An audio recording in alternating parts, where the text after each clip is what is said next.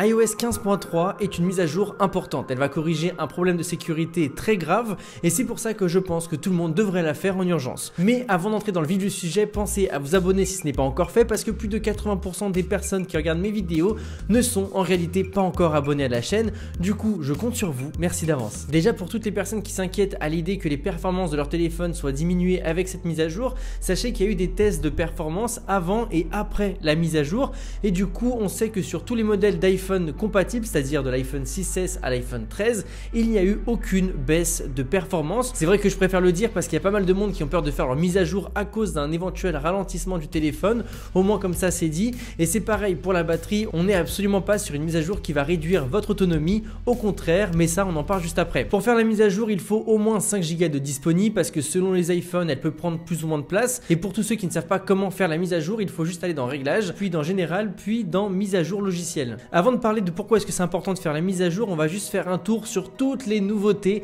qu'il y a sur cette mise à jour. Je pense que c'est vraiment intéressant de faire un point dessus.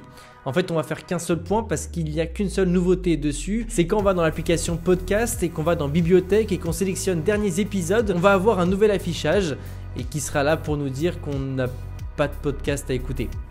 Voilà, c'est incroyable. Mais rassurez-vous, c'est pas pour ça que je vous dis de faire la mise à jour. L'une des raisons pour laquelle vous devez la faire en urgence est à cause de Safari. D'après un récent rapport sur la version précédente, le 15.2, il y a un bug qui permet de voler nos données plus facilement avec Safari. Ce qu'on va pouvoir voler, ça va être évidemment tout ce qui va être lié à l'historique, donc ça c'est pas très grave. Mais ce qui va être vraiment grave, c'est par rapport à tout ce qu'on va avoir sur Google et nos datas.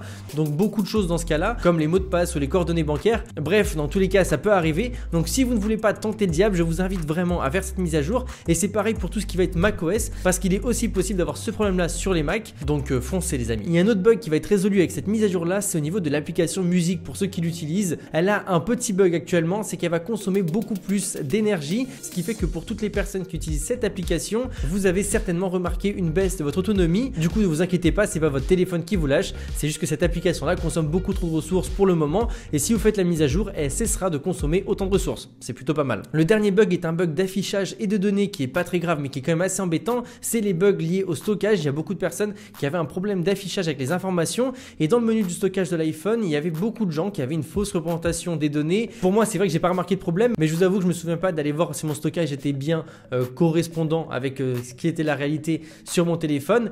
Mais dans tous les cas, si vous avez un problème à ce niveau-là, sachez que ça sera résolu avec cette mise à jour. Bref, la vidéo est déjà terminée, c'était juste une mini vidéo pour vous conseiller de faire la mise à jour iOS 15.3. C'est vrai qu'il n'y a pas des méga nouveautés par rapport à cette mise à jour-là, mais c'est une mise à jour primordiale et notamment pour vos données, donc je vous invite à la faire. En tout cas, si vous avez trouvé la vidéo utile, n'hésitez surtout pas à aller me suivre sur Instagram parce que j'y partage aussi des petites informations par-ci par-là, ce qui peut être assez intéressant si vous avez un iPhone. Et nous on se dit à tout de suite, c'était André Martin.